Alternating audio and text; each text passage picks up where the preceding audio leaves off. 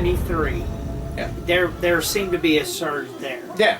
And then you take 77, which is I call the digital age. That's when music. That's when they started calling it Christian contemporary music. Right, and that's when you started a magazine in '77. And I think movies like Star Wars actually helped a lot of things musically. And one thing, it was one because it talked about the Force, and a lot of people liked. And so you got a lot of, but you get a lot of artists like B.J. Thomas.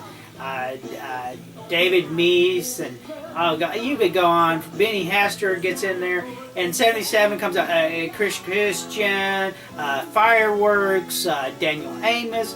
All these groups come out of that 77 explosion. Right. And one reason was because the technology had improved, so albums could come out faster, and they weren't so much expensive to make. Because like before that time, to make reverb, you would have to take a microphone and like run it to a speaker downstairs somewhere, and some guy would sing at it, and that would be the reverb from the speaker.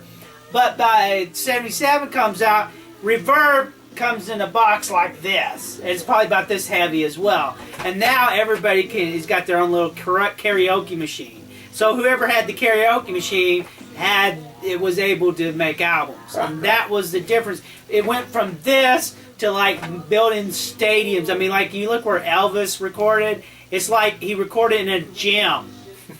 And that's how you got reverb. And so then they had to dig. Now those places are basketball courts now. I don't know. Well, and some people still became purists. They were like, I don't want the box. You know, a lot of punk groups didn't have that. So they would record in a gym, you know, or something like that. And then they take them, or church. Well, the punks did. But they I think there were some punks that did. And they recorded in church. Yeah. And there you go. So you get that. Well, Led Zeppelin's a good example of how they created their work. But by 77, there was like programs where, you know, like disco, where how did they make disco? That's really complicated. No, it's not. They pressed a button. And then they had this box. And they'd say, they'd get some cute little blonde at 52nd Street who was high on cocaine. They'd say, hey, you want to make an album? And they say, okay, let me press a button. Now you just sing. And that's how you got disco.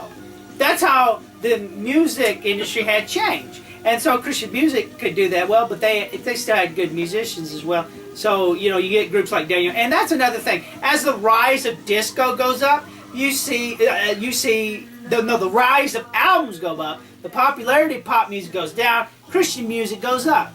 Do you see a pattern, folks? You got real musicians like Daniel Amos was like the Eagles of Christian music at the time. Okay, which Eagles is like the most selling band that was coming out there. So here comes Daniel Amos comes out there, and in 77, which is our Eagles, and coming out there, and they do this, and so disco music is like, oh, well, let's see, do I want to buy disco or Daniel Amos?